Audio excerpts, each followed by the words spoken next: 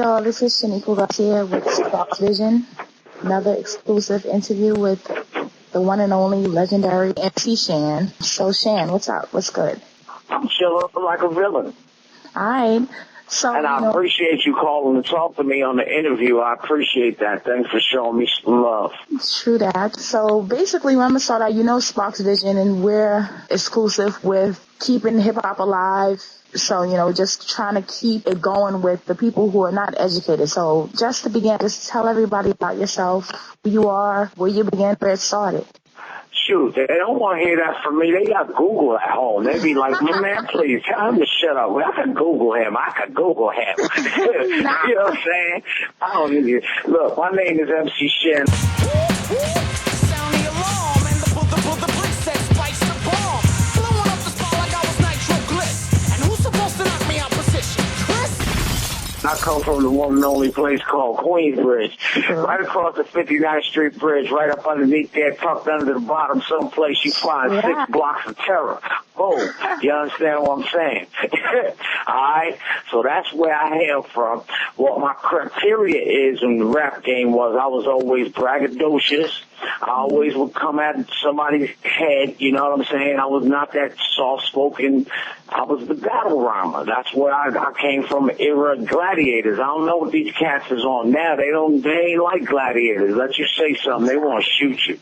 Forget all that. Not crazy. For real. All right, so, not to get into the past, but, just to start it off a little bit. The past is what made me, sweetie. You know what I'm saying?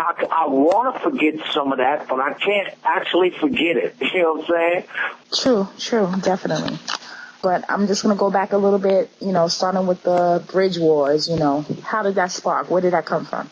Well, that is the most appreciative thing that I feel Chris has ever done for hip-hop in general. See, hip-hop at that point was at a standstill. It was like just dormant. And I made the bridge. And Chris, being the gladiator rapper that he is, and like he said, understanding the game, he knew what it was. He'd go at MC Shan because that's what we do. If you say something I don't like, I'm going to go at you. And it was his way in. And if it wasn't for him making that stupid record, we'd never make history. I would have just, that record, the bridge would have came out, and I always say that. Chris is my man. You know what I'm saying? We ain't like these cats that got grudges or whatnot. If you see me and Chris together, y'all will probably trip out like, oh no, not them two. You know what I'm saying? But, we did, he just came at me, and that's what it was. It wasn't no big deal. In the beginning, we used to be at each other's neck, but we figured out real quick that if we're going to be fighting each other and all of that other crazy mess, that we ain't going to make no money. So we squashed all of that fighting crap, and we come out on stage and do what we had to do. And at the end of the night, we'll leave paid, and you know what I'm saying? It wasn't nothing fake about it, but that's just how rap was back then. Exactly. So, basically, how do you compare, the beef of today? I'm not saying the beef of today, but the beef from, basically the late 90s, like Biggie, Tupac. Is there some comparison, or was it a little bit more? Nowadays, you can't even get YouTube. Have you seen YouTube? Mm-hmm. Somebody gets sparked in an MC battle. Next thing you know, he punched the nigga in the mouth. Where the fuck they do that at? You know what I'm saying? Where the fuck they do that? Exactly. Where did that come from? It's like, I mean, come on, just take it like a man, go home and write something else and see the kid next week. And if you ain't nice enough, then you just got sparked. That ain't no, you know what I'm saying? No pun intended, SPARXX VIZION. You see what I'm saying? You just got sparked. No pun intended. True. In 2001, right? You remade the bridge, correct? Yeah, I remade it, and it was made out of rock and roll. I was up in Canada, and I was producing some 41, some records with them, and they liked the bridge, but they wouldn't, they street hardcore rock and roll. They don't listen to hip-hop, so they liked that song, and they were like, let's do it over in rock and roll. So we just did the bridge over in rock and roll, you know what I'm saying? It's crazy, but that's what it is. It's in rock and roll, straight hardcore rock. Craziness. So when you remade that, wasn't it remade with Nas and QB. Oh, you talking about that one? You talking about that? That wasn't mine. That was some other thing. Now you talking about? I thought you were talking about the remake of the rock and roll joint that I got. This I'm crazy. talking about the QB, Deed, Cormega, Nature, all that. That was a Nas project. That was a Nas project. Actually, for them to get me on that project, they had to come to my house and kidnap me. On the real, they had to come to my. That's not a joke. They sent bodyguards to my house. Yo, Shan, they want you on this record. I'm like, I ain't going. Wow. I ain't going. So why was you not going? Bodyguard had to kidnap me. Because that was what they doing, you know what I'm saying? They was doing it. I love all of them to death, but I was like on some, yo, forget that. Y'all niggas got to pay a nigga. Fuck out of here. So I was on some other shit. You know what I mean? So I was like, yo, I'm not coming. And it's like, yo, it's good for the bridge aesthetics, you know what I'm saying? Yeah. But, you know, I wanted to get paid like everybody else was. Everybody was shining and all that shit. So what? I had $1 million in the bank at that point. I want some paper too, nigga. True. Because I was still rolling crazy off of the snow money and shit, you know what I'm saying? Exactly, and that's my next question. Like, were you part of producing his 12 Inches of Snow, The Informer? Informer, you know, say that I'm a snowman, I go glam. I like keep on down. Take the man that says that I'm a snowman, slap somebody on the land. I like keep on down. Sitting round cool with my dibby girl. Police knock my door, lick up my pal. Rough me up and I can't do a thing. Pick up my line when my telephone ring. Take me to the station, black up my hands. Trail me down cause I'm hanging with the snowman. What I'm gonna do, I'm backed in a trap. Slap me in the face and took all of my gap. They have no clues and they wanna get warmer, but Shan won't turn informer. The whole album I wrote, produced, and wrote some stuff on there, and I was a performer on the album. And that right there was like, came out and did a whole bunch of numbers. They're still doing numbers to the day, although it's in downloads and stuff like that. It's still, you know what I'm saying? I still eat off that more than I eat off of my own shit. Wow. Because I got robbed. That's another subject. All right, true. So I know you did your acting thing for a minute. Now, didn't you appear in Steve Martin's LA Story? Yep, I sure did. That was back in the days. That was like when rappers were first getting little movie roles and stuff like that. It was like I was out there doing a video shoot for Don't Mean a Thing. And the scouts came to my video shoot. Yeah. And they, as soon as they seen me, they was like, oh, we got to have you. We was going around scouting a couple of other video shoots, but mine was the first one.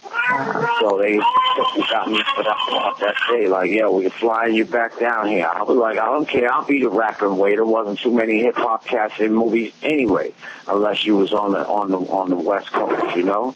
Now, at a minute, weren't you like a guest rapper with Sum 41? Yeah, I wrote that song, Rock. That's what we're all about. It's what we live for. That one that's on, the one that's on Spider-Man. When they first came out, I mean, I was with Sum 41 before they even came out. I was teaching them how to rhyme and stuff like that. You know what I'm saying? Mm-hmm. They was teaching me how to record rock and roll, and in exchange for them teaching me, I had to teach them how to rhyme. And you know what I'm saying? And give them a little bit of pointers on what it is. But they taught me how to record rock and roll music, so it was a fair trade-off. All right. So right now, what do you think of like the current state of hip-hop? Well, right now, if there was I mean, it's enjoyable. If there were a couple of more lyricists around, it would be a little different, you know what I'm saying? And if the radio cats would stop, you know, hating on some other people that, you know, that should be getting played and stop playing what they think the norm is, it would be a lot better, you know what I'm saying? But, you know, those are the powers that be right now. But it's a good thing that the internet came along, because the internet is stopping all the monopoly of the record companies. You don't even need a deal. And if you're selling 200,000 on your own, why the hell you need to go give them a 360 deal? But that's all they signing people to nowadays is a 360 deal. And the only way you ever going to see any money out of a deal like that is if you come out selling $5 million off top. You know what I'm saying? If you coming out and you one of these small cats just trying to get a little distribution deal, They're getting money off of you that you could have got on your own. They're going to put your same songs on the same iTunes that you could put it on, the same Rhapsody, the same everything that you could do for your own self. And when you want to do that, they don't give you no promotion money. You got to promote your own stuff. So, although you have international distribution with some of these distribution deals that they're doing, if you ain't got money to put your advertisement in a Japanese magazine or a European magazine, what good is it? And you got to spend your own money, too? Come on now. Where they do that at? So, basically, right now, what do you think is the difference between the old school and the new school going on right now? What is, like, the major... The difference is that it's not a lot of people doing it for the love and the talent. It's more about trying to get paid. You know what I'm saying? The love for the art. I'm not saying that they don't love hip-hop, but it's a different way to... You know, when we was building it, we was fighting for something. Fighting to have it played on the radio. We was fighting for it. Now they don't have to fight. It's the norm now. So everybody's a rapper. Everybody got a studio. Everybody with a computer is a producer. You know what I'm saying? So it's not the same as it was. There's no comparison to it. You can't go to the clubs and do how we used to do. We used to have Latin quarters and stuff like this, Red Parrot, places to go. Now they ain't got no places to go. They don't experience the thing of coming out into a park. They can't even have little block parties without having the joint shot up. You see what I'm saying? So where's the enjoyment? There is no enjoyment, because every song that come on talk about I shoot my gun in the air, blah, blah, blah, blah, or some bullshit like that. Or you're going to come to the hood with all this swinging ice on your neck and your peaks ain't that strong, and you're going to get your head rocked. You know what I'm saying? You know? And now here you come, you singing about all this ice, this jury, and you show up at the show and you ain't got none, that starts rumors. So you're going to have to bring your jury and bring your goons, and then it's going to be a problem. And so it's just like, you know what I'm saying? Word. Yeah. Definitely. All the gang rivals from all y'all, as I see it, all y'all is young motherfuckers trying to come up. Ain't no fuck that. Everybody, if all of that shit came together, they have the strongest gang in America. You dig what I'm saying? All the youth against the motherfucking structure. They'll change the world. But who knows how the fuck they're going to change it. They're going to change it for the worst. Knuckleheads. The pants is going to be a sagging up asses are normal. You know what I mean? All this gay bullshit is going to be a norm, because these cats nowadays, they're on some bullshit. I don't know where they get that from. All that wearing 2 earrings and wearing pink and shit like that. Fuck that. I come from an era that pink ain't allowed. Fuck out of here. You don't wear your pants drooping, nigga. I keep it real. I forgot to tell you that, too. Yeah, I know that. So, like, if anything today, like, is there anybody that you listening to that you bobbing your head to? Honestly, I'm in Atlanta now, so there's a couple of things that I listen to. I listen to certain things because I like how it makes the beat pound in my back in the car, you know what I'm saying? Not because of the lyrical content. I love some Jeezy. I love listening to Jeezy. Jeezy be talking about some things, you know what I'm saying, that if you're not a strong-minded person, you might just take to heart and, you know what I'm saying, go sell a key or two, you know? But that's what, but I like how he puts it together. If you can do something like that and make it sound good at the same time, more power to you. I won't do it. You won't never hear me talking really about no killing, murdering, drugs and all, because that's not what I did. You know what I'm saying? And the fans know when you fake. Yeah, Shan, sure you right. You ain't about no selling drugs and all that, but if I wasn't telling it on the record anyway. Exactly. And I can't even lie, because that's why I got thrown out of Central Islip, because the little Ninja Turtles ran in my house. So I can't even, but I would have never talked about it on record, but now it's public record. So I don't mind saying it, because I ain't nothing I'm ashamed of, but I wouldn't never talk about it on the song. To put heat on me, knowing that I've seen the invention of the hip-hop police. I seen when they was created, you know what I'm saying? I know that they watch rappers and they watch artists. I would have never say no stuff like that. And then another thing with these new artists, they just don't know where their boundaries are. Like, I mean, I'm not getting on Gucci or nothing, but, yo, you got millions, and now you locked up for trying to push a chick out your truck for $150, dude. Come on. Right. Well, come on, dude. You got too much popularity and too much paper to be doing things like that. And see, and you can't fault him because he ain't got nobody around him telling him what's right that he'll listen to. He probably got a bunch of yes niggas around him. Yeah. Because when you in this game and you got a bunch of yes niggas around you, it's a whole bunch of shit that you're going to do and you're going to say and you're going to regret it later. But at that point when you're doing it, you that nigga. That nigga, you know what I'm saying? So exactly. It's like I feel sorry for some of these artists for not having the right people around them to tell them that, yo, you making millions. Forget all that shit right there. You dig what I'm saying? Love your hood and the whole nine, but it's time to do different shit. Definitely. And, you know, that's what the SPARXX Vision. We out keeping the real hip-hop alive, you know, educating the youngsters. All right, but at the same time, let's keep our kids alive. You know what I'm saying? Of course.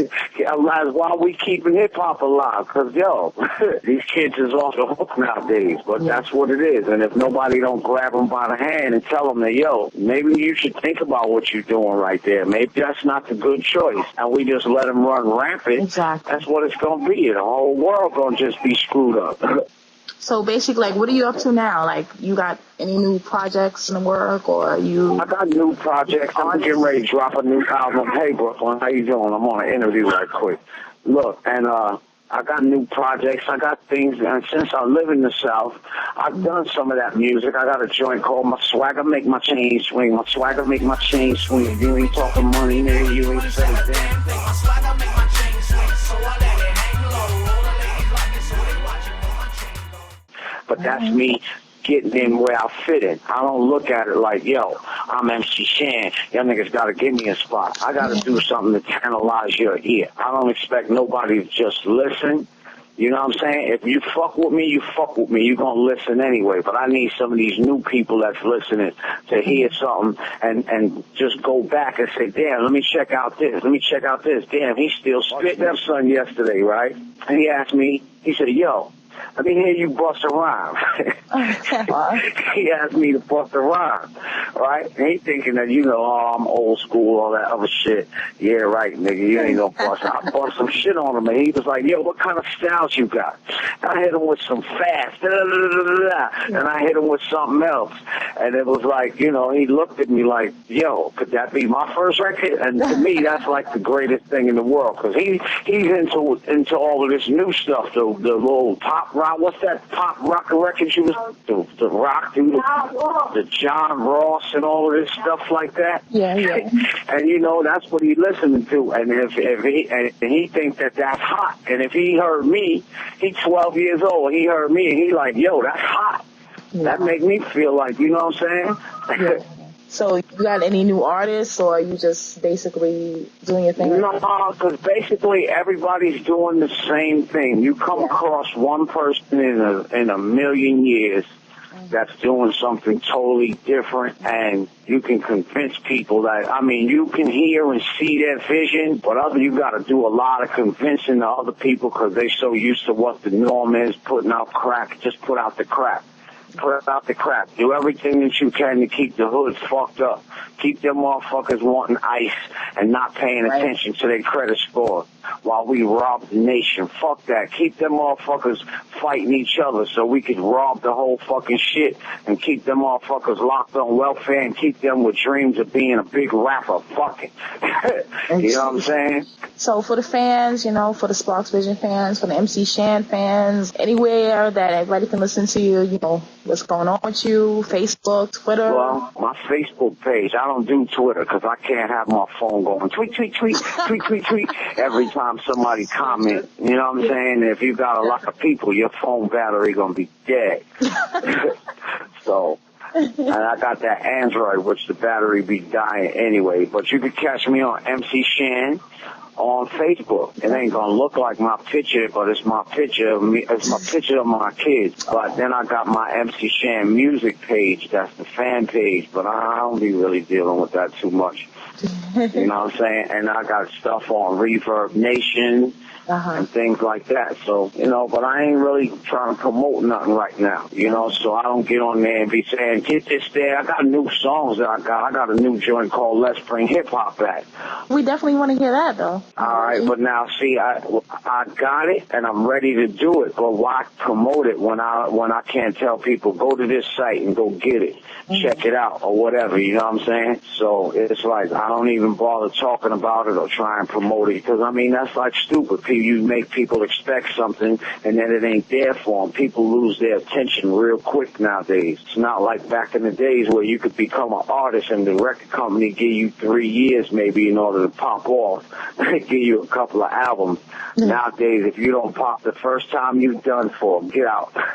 So the attention span is totally different. And hold on, can I say one more thing? Sure. What I would like to see is a few of these artists from this day and time, 20 years later, be talked about in the hip-hop game, you know what I'm saying? We need to have a few more legends made, not just these fly-by-night, oh, he hot today and he gone tomorrow cats. Some people that really make a significance in the game. And I like to know what I like? Wiz Khalifa. Wiz Khalifa changed it up a little bit. Wiz Khalifa bring it back with some lyrical stuff. You dig what I'm saying? Okay. Black and yellow, black and yellow, black and yellow. You know what I'm saying? I listen to Wiz Khalifa on a regular basis. You dig what I'm saying? I can't sit here. One of my notification on my phone is his joint, we're done, but it's not over. I like his joint and the way he putting it together. Now, see, somebody needs to tell him, yeah, all right, you go smoke weed when you in Amsterdam and in them states that's legal. You know what I'm saying? Medicate yourself, whatever. But watch when you on them tour bus and nigga do like real niggas do. When you reach where you reach, have niggas meet you with whatever the hell you need. You ain't got to travel with it. You know what I'm saying? You a big nigga getting caught on dumb things. This is where, you know what I'm saying, the young artist doing crazy stuff, and he has potential for greatness. But what'll happen is they'll lock him in the system and get him caught up to where he can't even go across seas and promote his music and become the fullest thing that he could be because of the mentality that, you know, that we have going on right now. All right, so that's I hope I don't sound like a Professor X or nothing like that. You know what I'm saying? No, you know, the youngsters nowadays got to take it from a legend, and I hear everything you say, and I believe in it, and it's true. Definitely. So, any last words for the fans? Love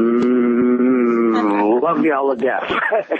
And thank y'all for checking me out for the years that I was doing my thing, and I'm still about to do some things and whatnot. And hope that y'all continue to check for my music. You know what I'm saying? Because I'm not selling music. I'm selling the brand. MC Shan, the brand. Exactly. You know what I'm saying? Because the things I'm going to make is hot anyway, regardless of the content, because I got so much different content and things to talk about.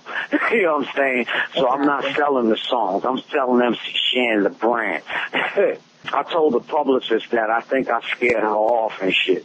I told her I don't sell records. I'm not trying to promote no records. I'm promoting the brand, MC Shan. Because if you fuck with me, you're going to fuck with my music. I think I scared her off.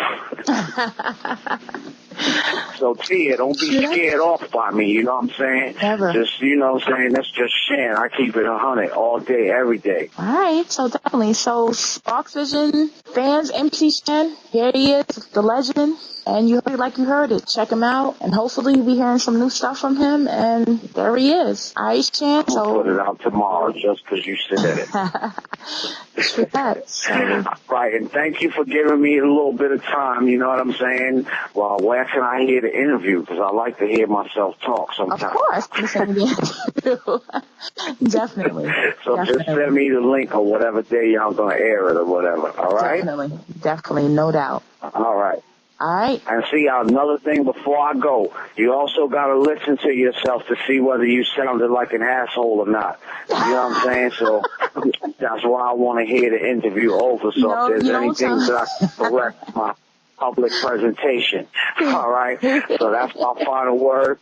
And I'm out of here for real this time, all right? All right. We love you. All right. Take All care. right, Bye-bye. All right. Bye-bye.